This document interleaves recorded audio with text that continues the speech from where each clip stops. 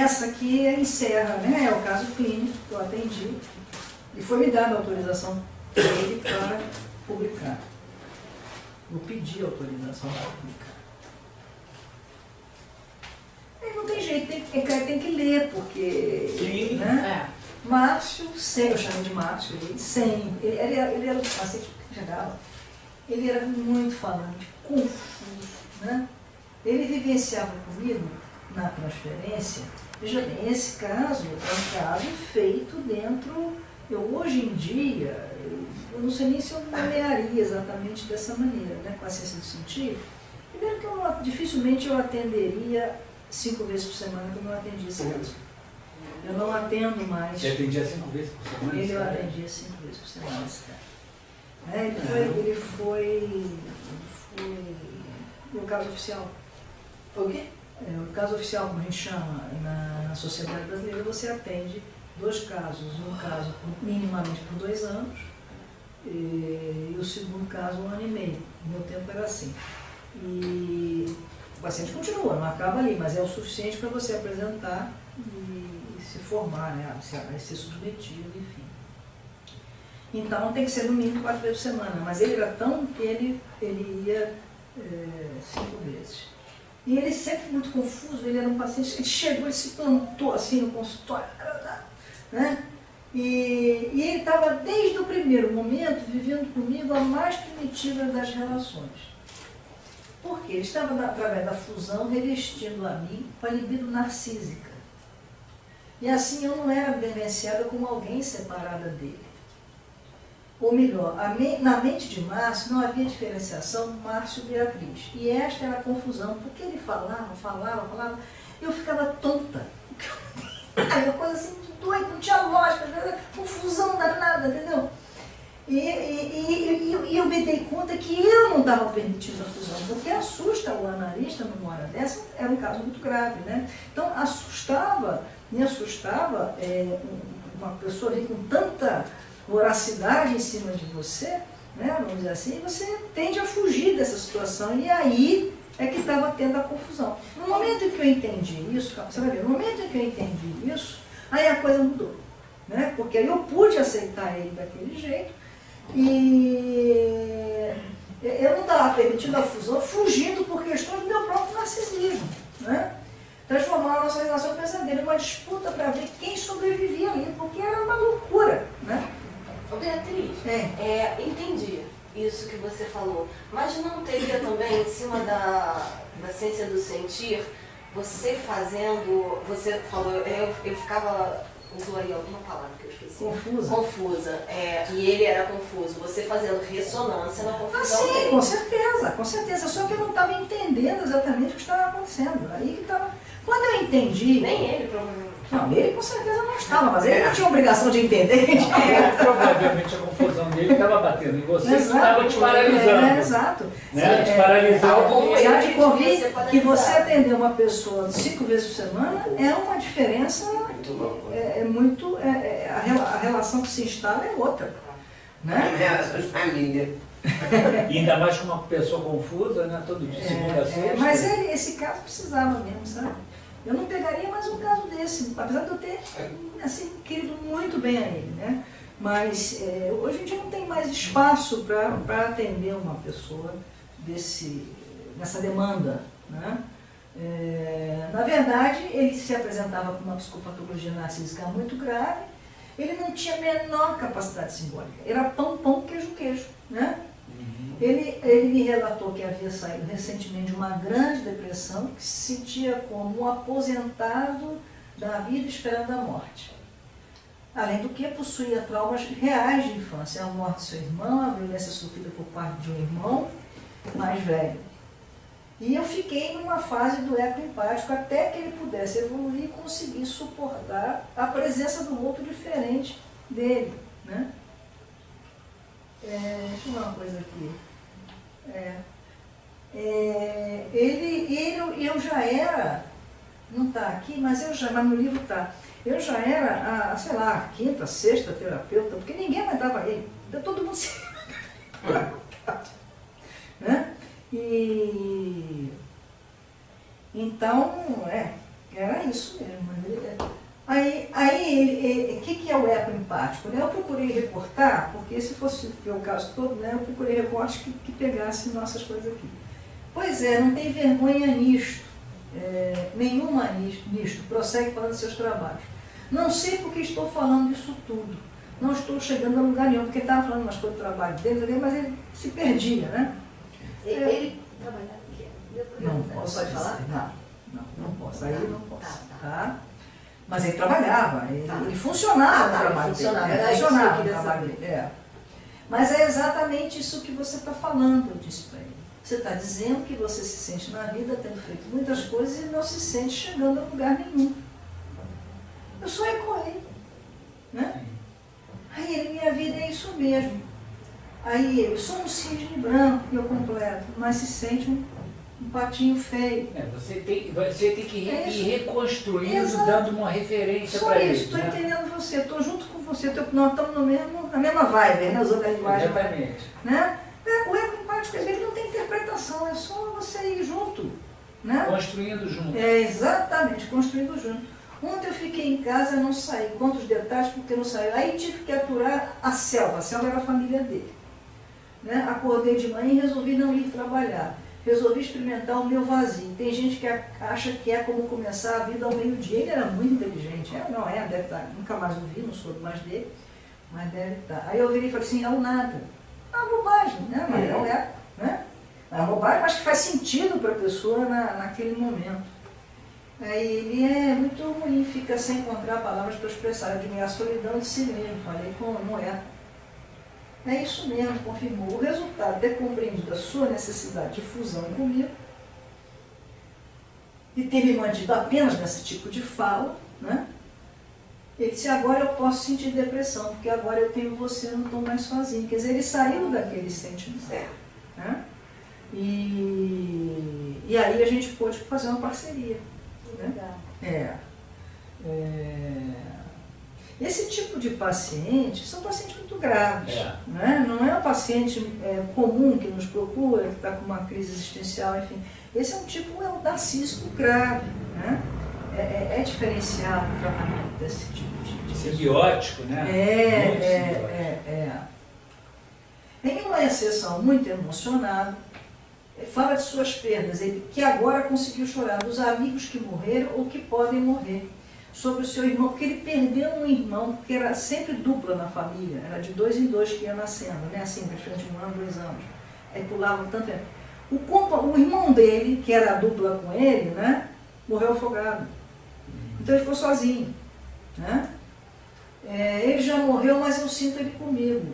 E ele era homossexual. E era uma época, isso foi em 1990. Bom, morreu ele? Não. Não, que morreu? Gêmeo? Não é gêmeo não, dupla. Aquelas famílias que tem escadinha de 2 em 2, aí tem 2 em 2. Mas qual que era homossexual? Acontece isso, né? Muitas vezes, quando está muito próximo, é quase como uma relação de gêmeos. Isso, é quase uma relação de gêmeo. Um é o pedaço, a complementação do outro. Era um companheirinho, de brincadeira e tudo.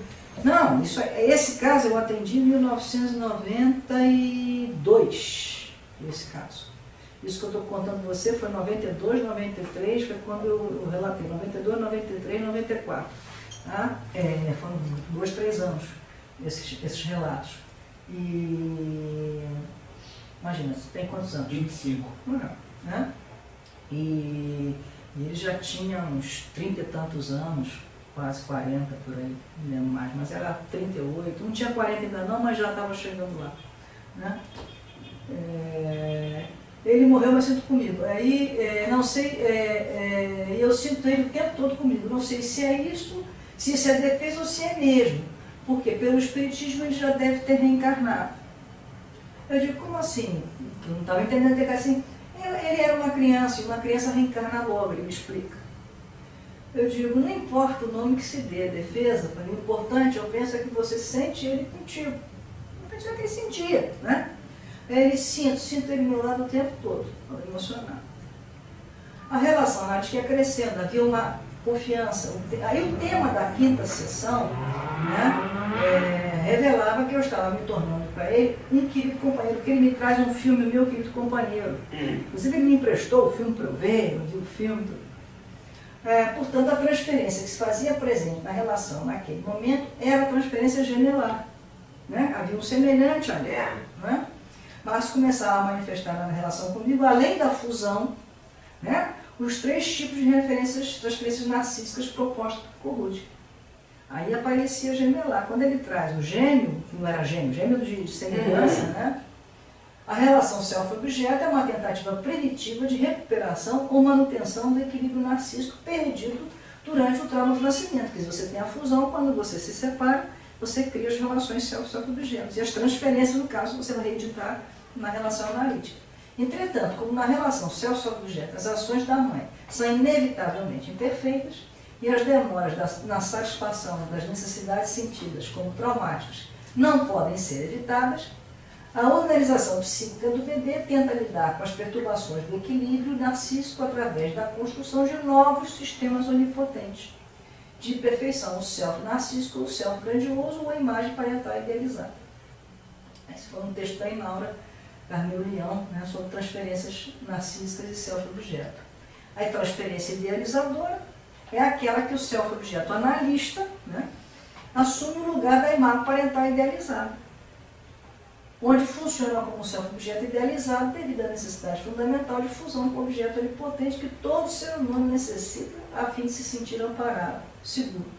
Se o analista falha nessa função, pode levar o paciente a um enorme sentimento de vazio e desamparo, devido a revivescências das falhas primárias de estruturação do self. Ele vai reeditar o analista aquela questão. Né?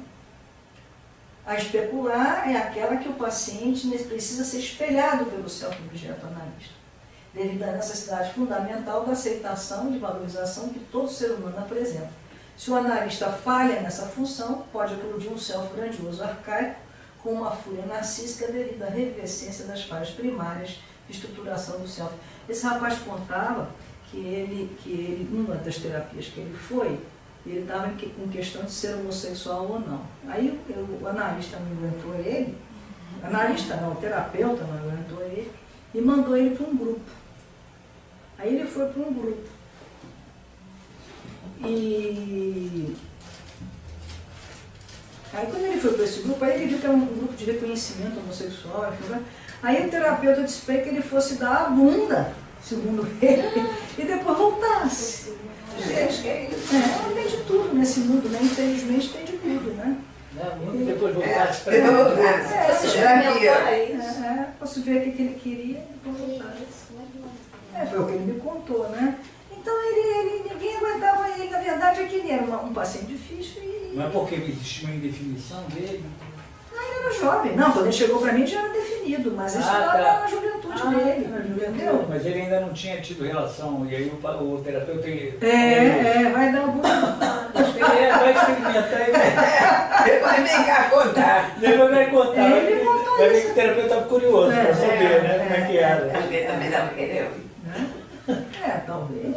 Enfim, olha, é uma coisa assim que é doida. Agora eu não me lembro, agora você está me pegando, mas no livro tem, porque esse pedaço eu conto no livro. Eu não me lembro se foi esse do individual que mandou e voltou e depois mandou para o grupo, ou se foi o do grupo mesmo que mandou. Eu não lembro qual dos dois foi. Mas enfim, ele estava sempre sendo mandado para algum lugar. Né? Aí isso era a minha questão. Eu ia ser eu mais uma mandar ele para algum lugar? Não podia. Eu ia ter que bancar tudo de qualquer jeito. Né? Se eu quisesse que aquilo fosse benefício. Na verdade, todo mundo querendo separar ele, né? Separar. Não suportava, provavelmente, aquela fusão. Ele era um doce, mas ele era um doce. Aquela fusão, né? Porque isso realmente você atender um paciente que é muita demanda. Muita demanda. Não é todo mundo que suporta isso, não. Tem que ter. Dá uma disponibilidade muito grande, entendeu? E aí começa a criar angústia no terapeuta também. Não, dá muita angústia, porque, entendeu? Vai lá. A transferência gemelar é aquela que o seu analista é sentido como um gêmeo do analisando, devido à necessidade fundamental de semelhança essencial que todo ser humano necessita, a fim de não se sentir um ser estranho, diferente dos outros seres humanos. Se o analista falha nessa função, pode levar o paciente a um sentimento de estranheza de si mesmo e a uma inibição dos próprios talentos e habilidades devido à revivescência das falhas primárias da estruturação do self. Então, voltando lá, em uma das sessões onde predominou a especular, tudo perdido. Eu fiz tudo, mas se a gente é bom não adianta. Se eu desse problema, aí sim, ele quer me manter para dizer, olha como eu sou coitadinho. Aí eu falei, você sente como se seus pais estivessem olhando para eles e não para você. Sempre foi assim. Eu pensava que não tinha pai, mas que tinha mãe. Até que eu descobri aqui contigo que nem mãe eu achava que tinha. Porque senão eu não ficava precisando achar que era filho adotivo, achado no lixo e que minha mãe era Sofia Lanka. Eu achava que era... É engraçado, mas ele sabia que não era, mas né? Ele compensava a falha da mãe se sentindo adotado, que no fundo era filho da Sofia Lanka. Se eu precisava disso é porque faltava mãe. Eu estou decepcionada. Minha mãe não reconheceu nada do que eu fiz. Aí eu botei, eu vejo que você, quando investe, você investe mesmo. Você está investindo muito aqui.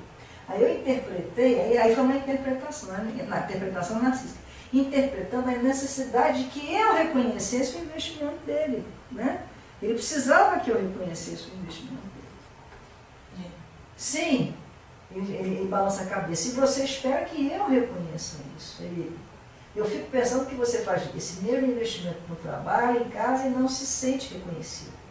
Interpretei aquilo como uma falha primária na estruturação do seu cérebro. A falta de espelhamento e aceitação.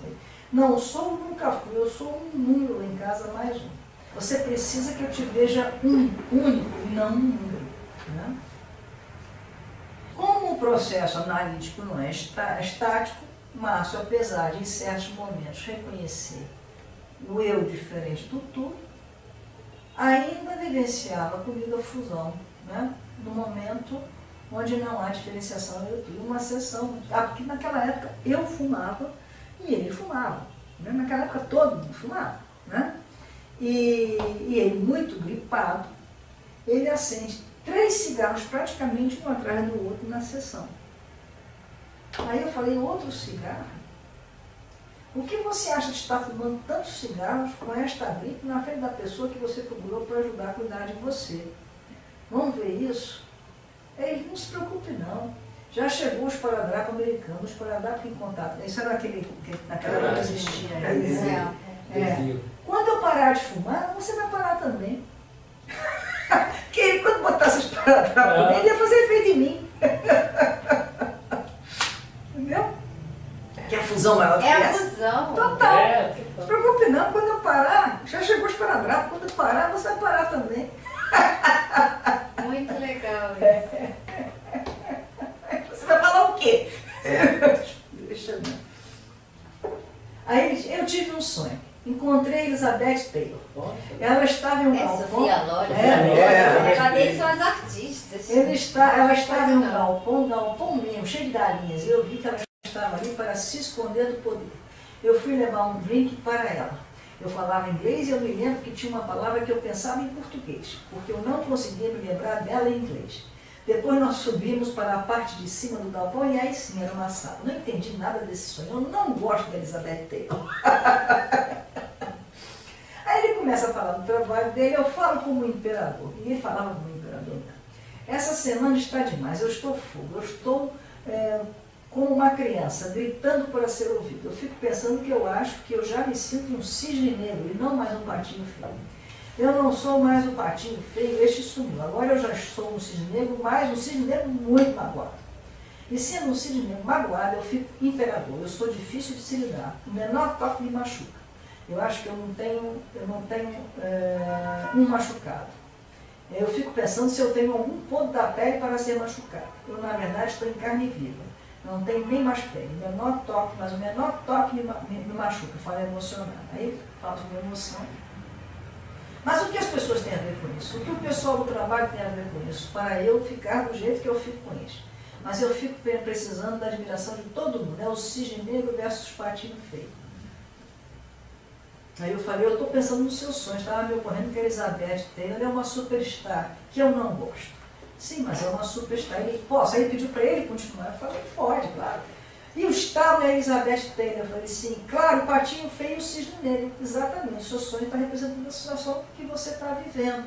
Puxa vida, é isso mesmo, está muito claro para mim. Eu lembro que durante o sonho, eu fiquei pensando em perguntar a ela se era verdade o drink Elizabeth Taylor. Tem uma história de que ela, quando parou de beber, pegava a Coca-Cola e todos pensavam que era Coca-Cola pura, mas era Coca-Cola com vodka. A questão de aparentar uma coisa, mas na verdade ser outra. Isso é importante porque o sonho, a interpretação do sonho, né? Quando a gente interpreta o sonho, olhando sobre o prisma da psicologia do self, esse sonho não é um sonho em que você, de realizações de desejos, como você vai fazer aquela investigação do inconsciente, não. Ele traz um retrato do que está acontecendo naquele momento na vida da pessoa. Então, o sonho, quando é interpretado sob o prisma da psicologia do self, ele é o que a pessoa traz aquele sentimento que está predominando no agora. Então, se ela está angustiada, vai aparecer angústia. Se a angústia quer que ela... Entendeu? No caso, ele está vivendo um conflito do que ele é, do que ele não é. Aí ele traz um sonho, Elizabeth Taylor e estábulo, né? Quer dizer, dualidade. A dualidade, exatamente. Né? Bastava que eu tivesse tranquilidade e não me precipitasse para que Márcio pudesse devagarzinho ir chegando às suas próprias conclusões sobre o que acontecia consigo.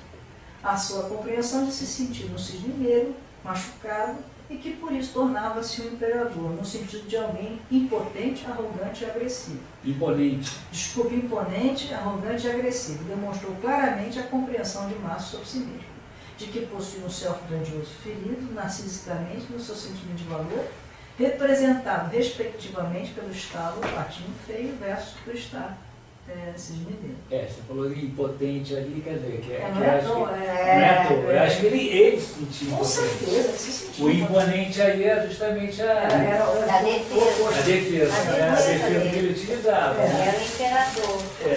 Ela se sentiu certo. Aí ele passou um fim de semana e ele sofreu muito. Né? Aí, por ter me responsabilizado por seu bem, ele ficou com uma raiva danada de mim. Ele chegou na sessão segunda-feira. Como você deixou eu cair em depressão nesse fim de semana? Se tivesse poder para não deixar alguém cair. Hoje eu fui ao banco e disse tanto desaforo para a gerência. Se não tivesse talão de cheques, eu ia fechar os caixas do banco. Fiquei 1 hora na fila e aí tinha o talão. Eu estou puto com tudo. Do dia a dia, do desrespeito, ele fala com ódio que parece que vai voar em cima de você. Por que tanta raiva, Márcio? Eu estou cansado. Porque você investiu na história do emprego, foi debochado, e a raiva está aparecendo agora, efeito retardado. E a depressão não foi nada, viu? Porque ele fica puto. Não foi nada da depressão. Eu falei, a depressão foi uma manifestação do seu machucado, agora está aparecendo raiva. Eu não estou me importando com o deboche, que a irmã tinha debochado dele. Eu não estou debochando com o deboche da minha irmã. Se você quer tirar mãe. Meu Deus do céu, a mãe é. Se você quer tirar alguma coisa daí, é desamor. Desamor a vida inteira. Eu estou cansado, puto com tudo. Puto por não ter um carro, por não poder sair no domingo. Eu ia poder ter um carro como? Começar a fazer contas. Eu não sou burro para ter um carro usado. Eu ia poder ter um carro, porque eu podia ter um carro novo. Né? Mas ele acabou tendo o carro dele. Como não responde? Eu fiquei quieta, porque ele estava furioso. Né? Eu estou perguntando. Ele insiste irritado, né? Porque ele tem um carro, mas queria ter um carro, né? Aí eu disse, eu estou vendo que você está com muita raiva, está puto comigo. Você faz parte da minha vida. Eu falei, você me sente omisso e fica puto comigo. Eu vou explodir sempre. Eu posso até aguentar um pouco, mas vou explodir sempre. Eu uma vez estava na fila de um banco e a cada minuto mesmo, eu empurrava um pouquinho uma máquina que estava em cima do balcão. Eu ia empurrar até cair. Quando esse sádico. Depois veio um funcionário e tirou a máquina. Eu estou a ponto de um dia de fúria. Não vi o filme ainda, mas eu estou com vontade de, se o telefone público estiver com defeito, dar um tiro. O cara do filme vai pegar um táxi e o motorista diz que não vai levar. Aí ele atira. Eu estou a ponto de sair atirando em tudo. Olha, fica difícil escrever o tamanho do ódio que aparece a linguagem figurada que me conta para nós descrever que eu podia ver o ódio escorrer em seu rosto. Nossa. Eu fiquei quietinha, tá besta? Avançar em você. Uma agressão, de acordo com a psicologia do self, é compreendida como um fator secundário. Ela resulta da desestruturação do self, onde, como consequência desta, ocorre a defesa das pulsões e assim as pulsões tornam-se isoladas e o self, a fim de tentar se reestruturar, apoia-se nas pulsões. O resultado disso no indivíduo é a manifestação da agressividade ou da hipererotização. O self coeso promoverá a fusão das pulsões e assim a possibilidade da vivência das pulsões por parte do indivíduo como algo bom de ser vivido, a experiência da erotização e do amor pela vivência da pulsão de vida e da assertividade pela vivência da pulsão de morte. Márcio sentia-se ferido narcisicamente pela atitude de sua mãe e sentia-se decepcionado comigo porque eu não havia impedido tanto sofrimento. Porque não importa, é aquela história, eu falhei, no momento em que ele cai, quando ele chega lá, você me deixou cair em depressão, do ponto de vista dele, é verdadeiro. Se eu sou um sofre-objeto idealizado, que posso tudo, né, como é que eu deixei aquilo? É o que o bebê pensa da mãe. Como você me deixou? Né? Quer dizer, lógico que essa mãe não podia fazer nada, é claro que eu não podia fazer nada, mas do ponto de vista dele, eu falhei. Né? Eu, analista self-objeto idealizado, do ponto de vista de Márcio, havia falhado com ele, por não ter podido protegê-lo daquela situação. Assim, naquele momento, eu não estava podendo exercer a função estruturante para um self fragilizado, que diante do isolamento das pulsões, outros instintos, né, ele tentava se apoiar neles a fim de tentar manter-se estruturando, porque naquela época ainda se falava muito instinto. Hoje, depois ele foi mudando, e no livro está ainda assim. Aí eu prossegui, né, interpretando a sua raiva. Você está vivendo toda a raiva, a fúria por tudo que você se sentiu desrespeitado. É tanto ódio que dá vontade de matar meio mundo. Matar não, destruir. Fala com muito sadismo. Eu estou apenas com duas opções. Ou eu saio de férias na semana que vem ou arranjo um grande amor. Bom. Você está tão assustado com a sua fúria que ou você sai de circulação ou arranja um amor, porque um amor equilibraria tanto ódio. Aí, a minha raiva é perigosa, só lobotomia. Você não sabe do que eu sou capaz de fazer. Só não machuco, gente. Mas fala mais, solicito. Mas fala mais. Aí fala, me pedindo. Você fica assustado com a sua raiva. Isso eu já falei. Fazendo um pouco de que transtorno, eu estava se sentindo infusão. Pois era eu, quem tinha falado isso era eu. Mas ele diz que ele falou. Né? Quando você briga, você se sente existindo. Eu mostrei essa função estruturante da raiva para ele. Né? Aí, existindo não, eu quero ser respeitado. Se tem exceção, eu quero ser a exceção. Eu, quando não vejo as coisas andando na marcha que eu quero, reclamo mesmo. Quando você não me vê aqui no banco, me vê aqui no banco, em qualquer lugar, do jeito que você quer, você fica com muita raiva. Eu tenho que mostrar como ele se sentia diante, para ele experimentar como uma falha da minha parte. Eu não sei exatamente como ele queria. Né? Ele queria, né? Eu não estou a fim de aguentar mais nada, eu quero ser respeitado. O conceito de fúria narcísica, na psicologia do self, não diz respeito a apenas um grande sentimento de raiva. Um pequeno sentimento de raiva também é considerado fúria na psicologia do self. Pequeno sentimento de raiva? Uma raiva pequena é uma fúria narcísica. É. Então qualquer coisa. Qualquer coisa seria uma fúria narcísica. Não seria uma fúria narcísica, aí seria uma coisa meio... chamado assim. É porque a gente dá um grau de diferença. A gente fala fúria, né? Não, tem fúrias e fúrias. Narcísicas. Né? A fúria, na verdade, é apenas uma... Né? Agora, você pode ter isso em vários graus. Né? Aí ele descobre uma coisa que foi fundamental, que ele era muito ligado em cinema. Ele dizia, eu descobri que eu falo da linguagem do cinema. Está se mostrando uma cena, de repente muda a cena, que é sobre o outro assunto, depois volta para a cena anterior e assim por diante. Aí a confusão dele? Essa eu botei. Essa era a mais fiel compreensão sobre a sua forma de se expressar. Na verdade, Márcio não falava um assunto e depois começava outro.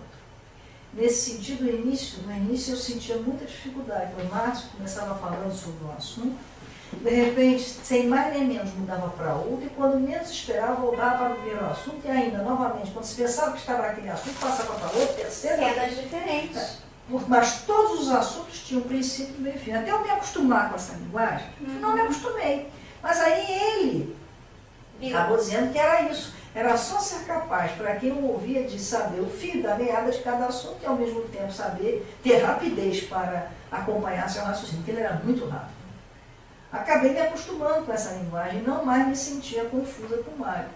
Passou a ser algo tão natural para mim que já era capaz de compreendê-lo sem a menor dificuldade. Todos os assuntos fluíam como se fossem contínuos em si mesmo.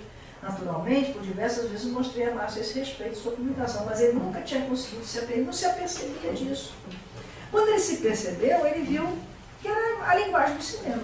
Você, por exemplo, numa hora dessas, você não poderia pensar em tentar parar ele? Interromper, parar ele. Ai, pô, fica sem falta. Só perguntando se na coisa do selfie você poderia ter uma caberia. Veja bem, é uma atitude intervencionista. Intervencionista. Eu diria assim, na psicologia do selfie eu acho que não cabe não. Mas na ciência do sentir, se você sentiu vontade de fazer isso, e você tem conhecimento para isso, não teria problema nenhum. Né? Agora, eu, Beatriz, dificilmente faria isso, porque, veja bem, no momento em que ele se deu conta da linguagem, e até ele que me disse que aquela linguagem era aquela, e aí eu vi que era, ele depois mudou. Ele mudou. Ele se encontrou. Ele se encontrou. Porque aí ele começou a tomar cuidado, porque o outro não entendia. Era uma confusão só. Entendeu? Ele entendeu até a própria linguagem, para poder fazer o outro entender. Agora, se você faz isso, você vai dar a ele um instrumento, talvez, ou desse a ele um outro instrumento. Poderia chegar no mesmo lugar. Eu acho que quando ele percebe, a impressão que dá é, no primeiro princípio, existe uma ansiedade tão louca dentro dele, é como se ele não pudesse parar. Então, agora, quando ele conseguiu, depois de um tempo de terapia, mas esvaziar um pouco isso, parar, e ele consegue conectar, ele começa a entender o processo dele. Deixa eu te dizer uma coisa. No caso dele, eu estou aqui pensando, lembrando, né? Eu não faria nem aconselharia uma intervenção desse tipo. Por quê? Porque ele estava conseguindo o self, pela psicologia do self, ele estava conseguindo reestruturar o self na relação comigo. Né? E aquilo estava sendo feito devagar. Se eu contenho, ele ia parar porque ele tinha uma relação comigo e ele ia me atender. Mas presta atenção, esse rapaz ele precisava era botar as coisas para fora de uma forma que quem pudesse receber pudesse conter.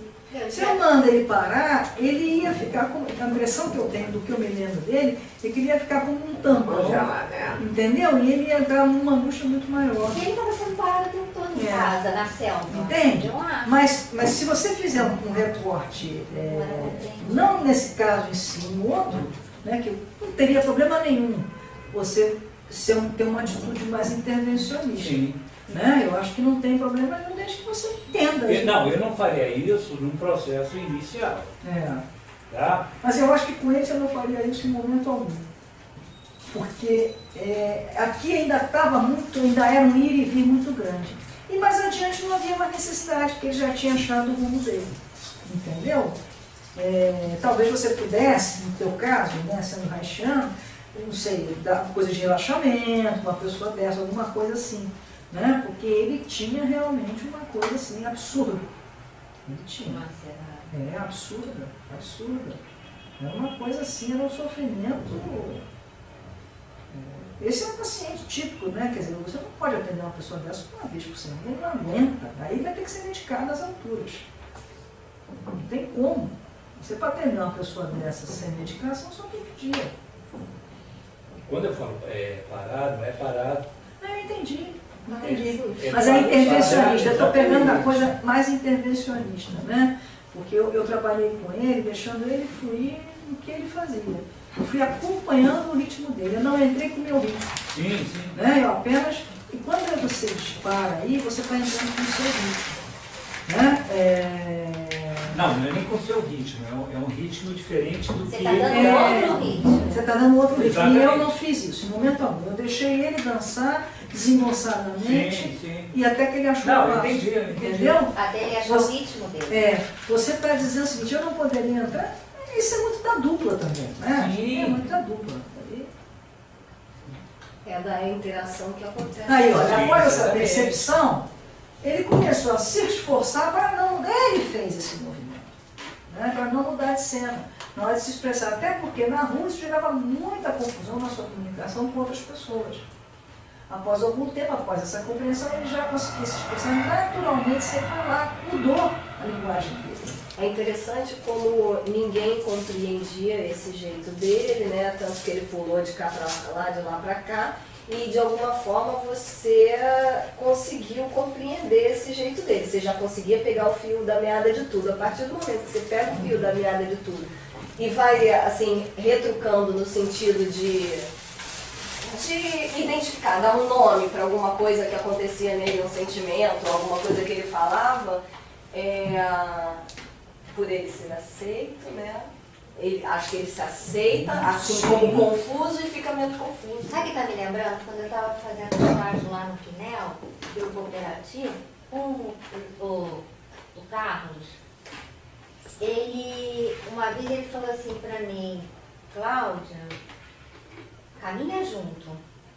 Não contraria, caminha junto que vai fluir, né? E acho que é bem isso, né? Não, caminha junto.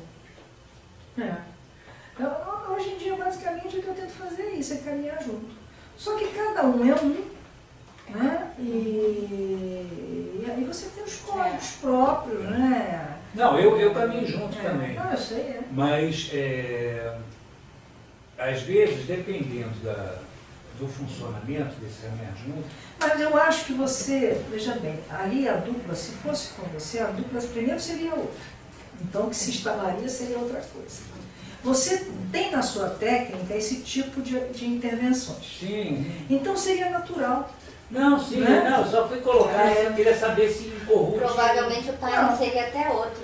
Com certeza o time seria outro. Sim, exatamente. Você faria uma técnica adaptativa da psicologia do céu. E ele faria outra coisa, sei lá, Seria totalmente diferente. Não, sim. Ele faria uma ressonância diferente, o terapeuta também. Não, eu fiquei curioso. Não, se a gente faz assim, na técnica da psicanálise, né, o analista, ele, entre aspas, é o mais neutro. Se bem que não existe o neutro, mas o neutro ele não é intervencionista. Né? Vai se passar na relação, mas ele não vai ser uma pessoa diretamente intervencionista. Porque é claro que o que ele escolhe para falar é dele. Quem escolheu os detalhes aí para escolher fui eu. Um outro analista escolheria outra coisa para falar. Eu estou pensando assim, por exemplo, pessoal diferente, né? Eles trabalham muito com essa questão narcísica também. Eles têm uma atitude mais diretiva, mais ativa, não, completamente diferente de uma psicanálise. Aí não teria isso não, a gente seria deixar, entendeu? Não teria. Tá? Sessão após sessão demonstrava estar desenvolvendo um self mais integrado, capaz de reflexões, simbolizações e ciente valor de si mesmo. Márcio mostrava-se cada vez menos ansioso, mas confiante de si no processo analítico. Estou atento para não me boicotar. Antes eu conquistava as coisas, depois acabava me boicotando e perdia tudo. Agora eu estou atento para que isto não aconteça. Para finalizar, né? Sim. Aí, enfim, quem quiser depois ver, está aí o livro, não precisa nem dar uma lida lá para eu quero ler mesmo. Porque o que aconteceu? Quando eu fui publicar o livro original era muito maior, aí o caso era inteiro. Né? Eu reduzi para poder publicar. Mas eu entreguei o livro para ele. Está aqui. Você me autoriza a publicar? Isso foi, já não estava mais comigo, já foi muitos anos depois. Esse livro eu escrevi, para você ter uma ideia, ele foi escrito em 96, 97, mas ele só foi publicado em 2001. Então, eu devo ter pedido autorização para ele em 99, por aí, não me lembro, mas deve ter sido por aí, e para sair a publicação em 2001. Aí ele leu, né? Aí eu perguntei como é que ele tinha se sentido lendo, né, o material, né? Aí ele, mal paca, eu pude ver como realmente eu não era fácil. Eu sabia que eu era difícil, mas não pude imaginar o quanto, e lendo o livro eu vi. você gravou a entrevista? Ele afirma. Eu digo, não, eu nunca gravei sessão, impossível. Ela está toda aí, até as pausas.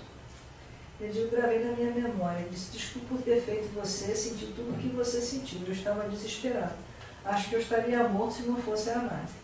Para mim tinha que ser esse tipo de trabalho mesmo. Você quer que eu dê autorização por escrito? Aí eu disse, se eu tivesse que pedir a você uma autorização por escrito, eu não publicaria. A palavra dele bastava, né? Ele disse, eu sei disso, mas eu só perguntei porque agora eu dou a opção ao outro. Aí fala sorrindo, né? E aí nesse dia, não está aí, né? Aí ele comenta em casa, depois eu conto. A minha fala no início do tratamento eu achei um pouco piegas. Eu não falo assim, mas depois não. Depois mudou e eu fui mesmo, e fui eu mesma, era realmente eu falando.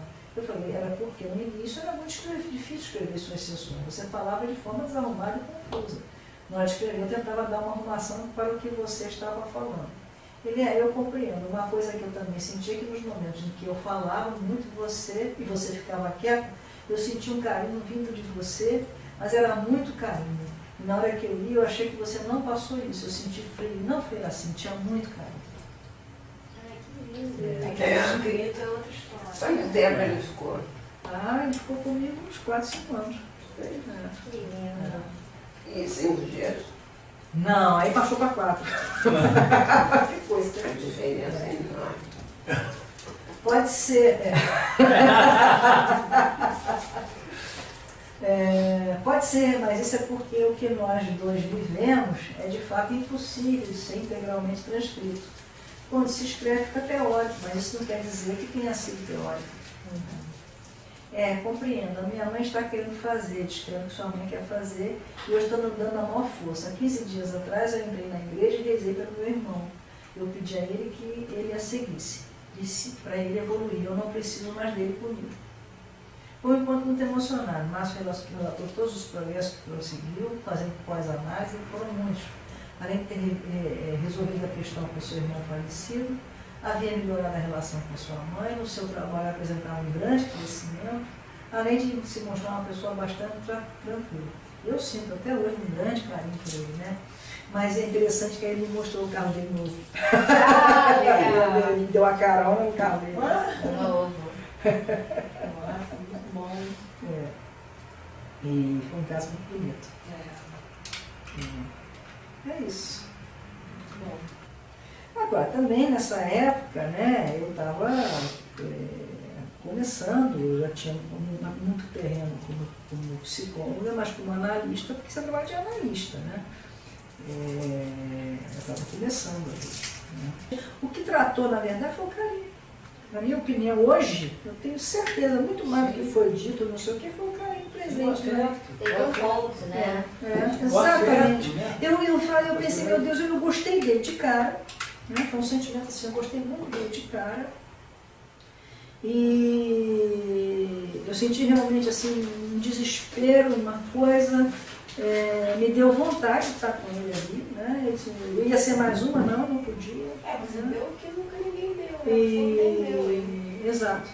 E eu senti, realmente, eu tinha um carinho profundo por ele. Eu acho que ele foi sentindo isso. E ele se sentiu acolhido, né? Ele se sentiu acolhido. Afinal de contas, alguém mesmo. E sinto até hoje. Acho que mais importante, aceito da forma como ele é. Nunca mais soube dele, também depois a gente perdeu o contato dele.